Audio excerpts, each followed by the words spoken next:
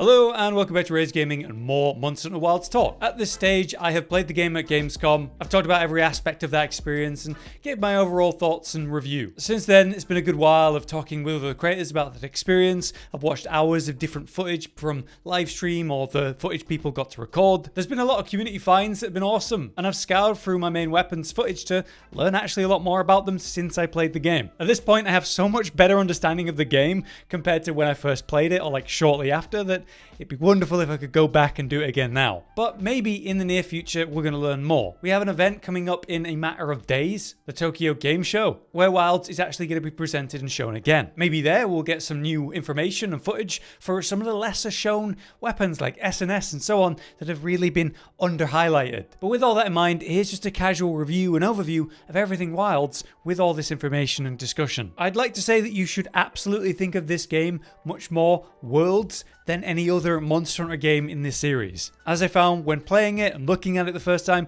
as I found from talking with other creators, this is literally World improved, and it feels surprisingly similar when you first interact with it. When you're moving around in it, it feels very World, but with a lot of mechanical step forwards more than visual. After all, that initial experience with World and like going into the jungle, the ancient forest, it felt so Jurassic Park, invoking a feeling that I'd never experienced with Monster Hunter before. Wilds is going to bring that back to you, but in new ways. It's the same kind of base feeling, but it's those mechanics that are massively forward and you feel them when you're playing. Whether it's the way that you interact with the terrain, the subtle, less gamey ways they've introduced grapple holds, or vertical terrain to smoothly slide mid-combat. Whether it's the Monster Hunter functions and mechanics of that, or all the quality of life like being able to pick up your barrel bombs and your traps after misplacing them. It's the weather system that rolls around an area of the map, not just the map. It's the map size in the way this map that we played is like 2 Wildspar wastes. The density of those maps matched with the size of it. But yes, in a much more mechanical focused improvement rather than visual. And what's difficult about, making these videos and talking about that and trying to express that is I just don't think it comes across in the footage as well as it's going to come across to you as soon as you first play it for that first opening hour. So I guess the main thing I wanted to express in this, from everything thinking back on it, looking at my footage and making all these videos, is that mechanically it just feels smooth, and mechanically it feels like a massive step forward for the foundation that was World. But that isn't to say that it hasn't greatly changed in many ways. Something that I've learned over this dissection of all the footage and discussion was with the weapons. Take my main weapon, dual blades. I feel that I was pretty disappointed when I saw, say, the little listing they gave for all the changes, and it seemed pretty damn minimal. These things you can initially see and go, oh, that's fine, that's cool, but not as exciting as some other weapons. Having jumped into the game and played with dual blades, this stuff wasn't intuitively obvious to me. It wasn't until I really cracked into footage and discussion and really literally sitting and looking at the top right of the screen where it says every move name and the chain of combo as the player, as the hunter uses them. And that's where it was suddenly obvious to me that the new Perfect Evade gets a new combo where you do this special spin to extend the distance and length of that iframe dodge attack. Or the fact that Demon Flurry has this incredible, seemingly 360 direction double attack combo. Or the fact that you can swap between the Blade Dance Part 1 into Demon Flurry, into Blade Dance 2, into Demon Flurry 2, into Blade Dance 3. The type of stuff that's going to be really impactful on the way that dual blades is going to function. Helping you manage your location in the middle of these longer combos, or just repositioning while maintaining your DPS in completely new ways, only accessible and done in Wilds. It makes the dual blades that we're going to see in Wilds stand out and feel significantly different to the ones we've been playing in the past. These are things that I only learned by scouring the footage and trying to make a video about everything I could possibly learn about dual blades. And this is why I say, God, I wish I could go back and do it now and use these things and get good high quality footage of it, because it just doesn't exist right now. That's why the events coming up, the Tokyo Game Show and the things to follow, whether that's Gamescom Asia and so on, maybe new footage will come out from more weapons, or the weapons that we didn't get to see at this level. Now people know more. Some weapons that did get a lot of great discovery and attention are the more popular weapons, like bow, greatsword, and longsword especially. Details that we've learned about, say, longsword since, all the information information is the fact that yes, during the Helmbreaker you can sheath to cancel it, which is a very not massively controversial, but one of the more controversial things. You know, is that too easy? Is that too forgiving? But the crazy amount of ways they're now able to level up besides just, you know, maximizing EI counters. Things that are exciting to me are taking the kind of mundane and old meta of weapons and changing them. For me, with dual blades, I'm excited to go back to a more grounded dual blades than the aerial silliness that was really fun in Rise, but you know, it's just had its time. But take Longsword, since Iceborne and the whole EI counter stuff, it's been EI counter spam primarily the main focus of the weapon since its introduction in Iceborne, and then we have Rise and Sunbreak where that's been the case. What we're seeing with Longsword with this new information is so many ways for them to avoid that being the optimal thing. Will it actually work though? That's the big question. What we're hoping for is that the new combos, I believe it's called the Crimson Slash combo, which is only available when you're in red level spirit gauge, or the instant hold R2 charge attack to throw out a quick roundhouse from no combo. We're really hoping that this takes away from EI counter spam being the basis and main function of the weapon. Vice versa, we actually have similar concerns with the Greatsword to this whole one-sided playstyle of Longsword that's been a thing for a while. And that's with the new shoulder tackle mechanic. Greatsword is one of those weapons that's not had like a lot of new flashy attacks. Sure, they've got that awesome offset counter attack, and yet, you know, a lot of other weapons also have their own offset attacks. Greatsword has one of the most awesome clash counters. That's a really cool thing. But you know, a bunch of weapons have really cool clash counters. What's changed for Greatsword in terms of what we've learned in Wilds is the more subtle stuff, like the fact that when you successfully land a shoulder bash on an incoming attack, you get to continue the true charge combo into whatever next step you're at, while maintaining your current charge level when you're shoulder bashed. So we're expecting to see a lot of draw slash to engage on the enemy, start the second part of that combo charging, get it to level 3. So during that charge, the monster will throw an attack at you, so you shoulder tackle that perfectly, bringing you to true charge slash at the end of the combo, instantly fully leveled up to send that out immediately. So if you could just do that permanently, it would be optimal DPS, right? Well, that's what this sounds like. This seems so insanely effective that could be the basis of Greatsword and what you do as much as you possibly can in a fight to, you know, deal as much damage. That's actually a big concern we have, that, you know, things like the offset attack that are cool are actually much harder to do and ultimately result in less damage even when you successfully do it than this like shoulder tackle trick to true charge combo. And again, that sounds similar to the way that Longsword became EI counters pretty much 80% of the time. I don't want that for weapons to be so singular. And so while it's exciting that Greatsword has this incredible combo that could be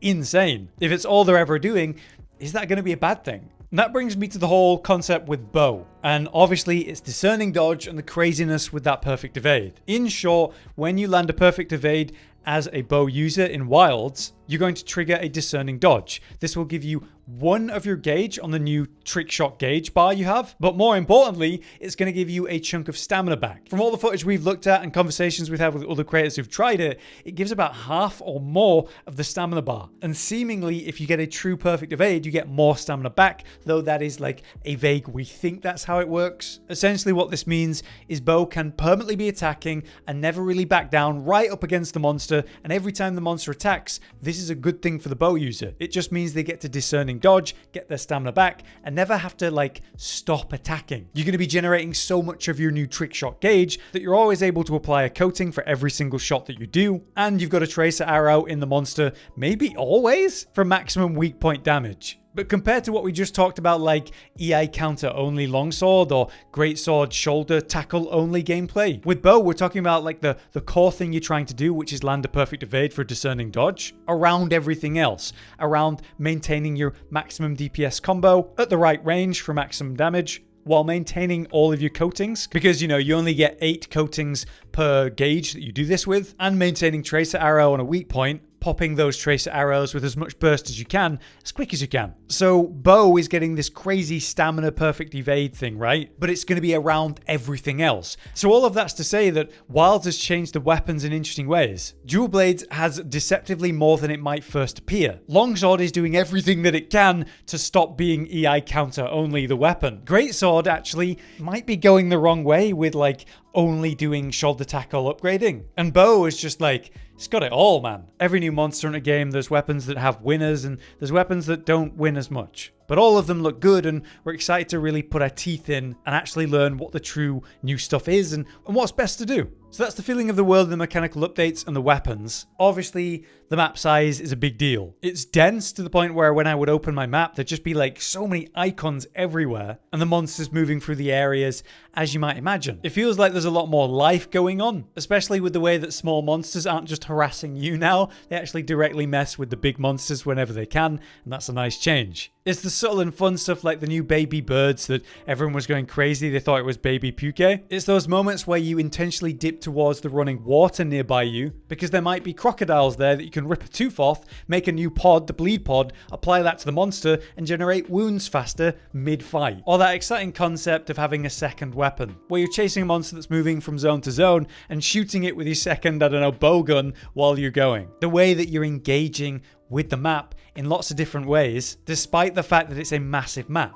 And so what that tells me from my experience and everything I've looked at is that this is not just like an empty, bigger world or bigger map just to be bigger. It gives them a lot more stuff to work with and separates the areas from the underground caves to the big sprawling desert that actually has quite a lot of surprising verticality to it because of all of the dunes, the sand dunes, which gives you great sliding opportunities or vantage points by going above the monster and hitting maybe the wings or something. Obviously, the weather system is going to be a big one.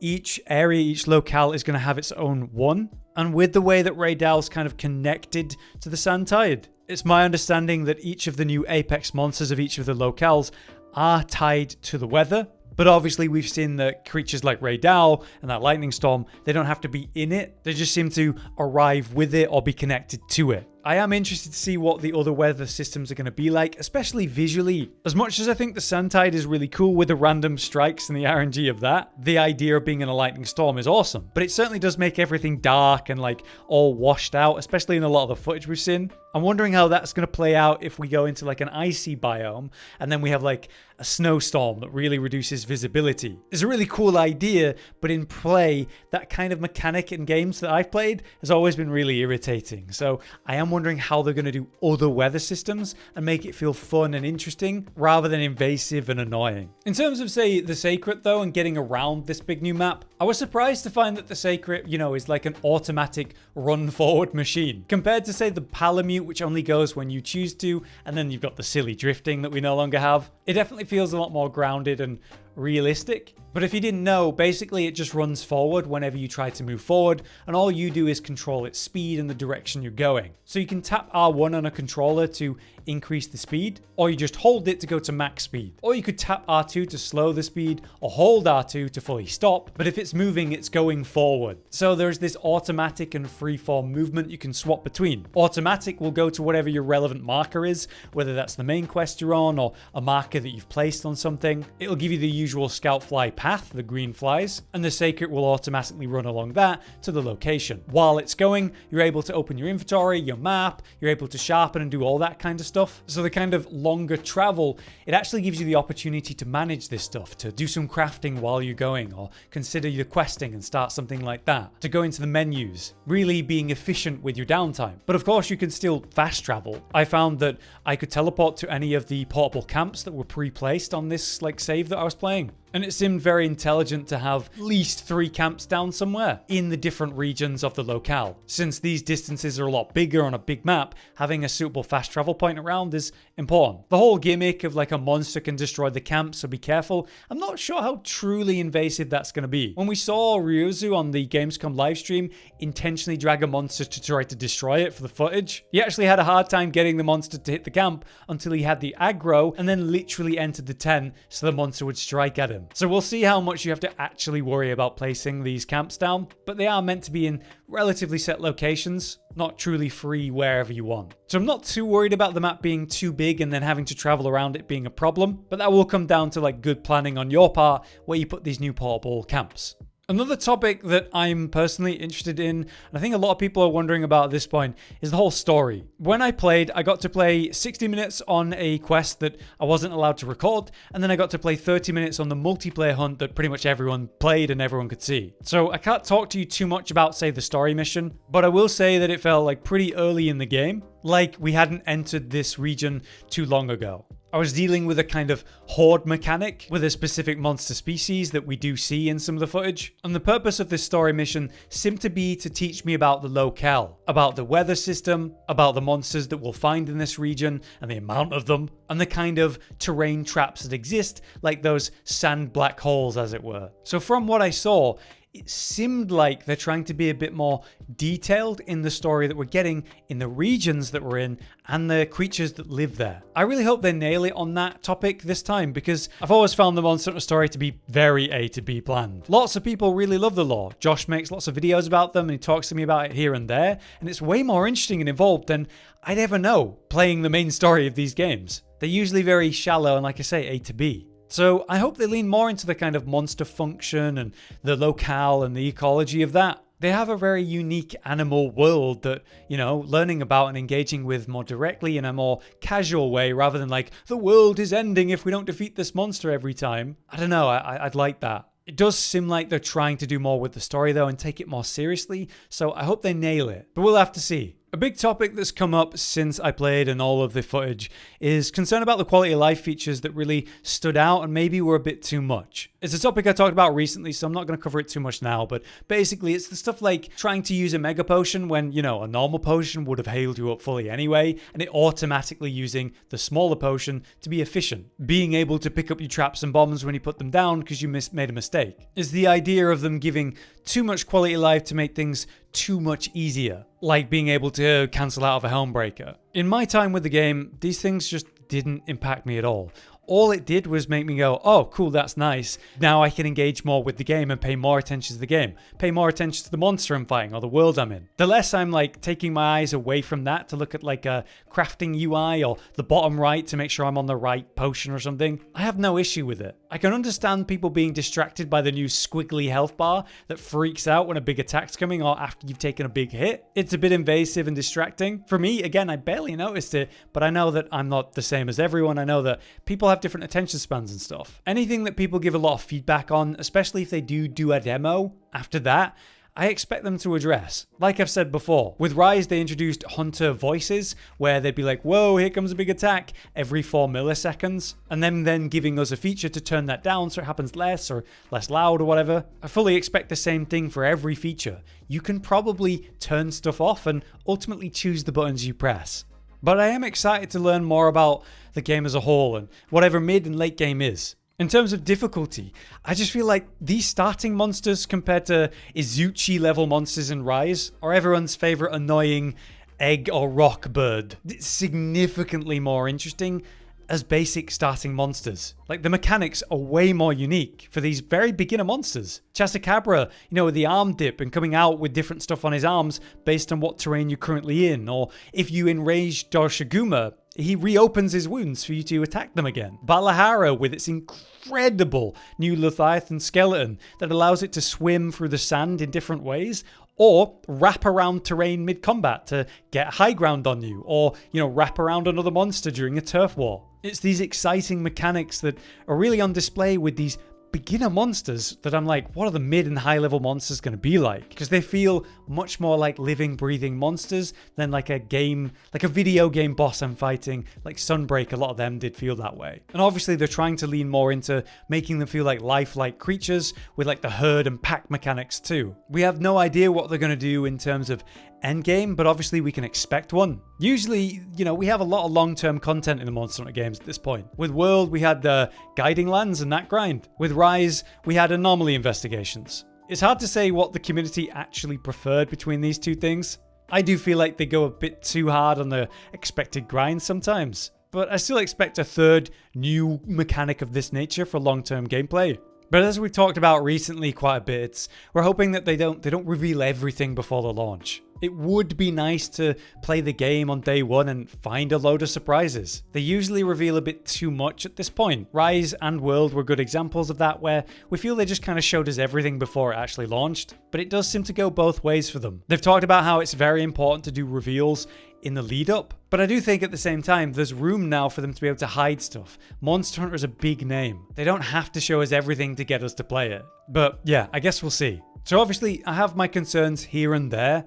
But yeah, I mean, overall, I'm very impressed with Wilds, and I had a really good time with it, and I wish I could have played more. 90 minutes felt like a millisecond, and since that time, I've just been talking about it and learning more about it, and the more and more depth that we find is great. All it's done is made me want to get more time with the game to test and trial stuff. So it still feels like there's lots of questions and mystery and, yeah, new reveals to come. We are really hoping for a demo. Any information about that and, you know, when, and what new info can we learn at the upcoming events, whether that's the Tokyo Game Show or next month the Gamescom Asia and Paris event. There's plenty of weapons people are desperate to see actual footage of, and so hopefully they'll intentionally make sure to get footage and showcase weapons that have a lot less footage out there right now. That's the kind of stuff that I'm hoping or expecting for at these upcoming events. But new big information like release date and when demo, if demo, I'd expect that at the Game Awards. We'll be back to cover it all though whenever new information does drop, but until then, I've been Hollow, you've been you. Thanks for watching, see you next time.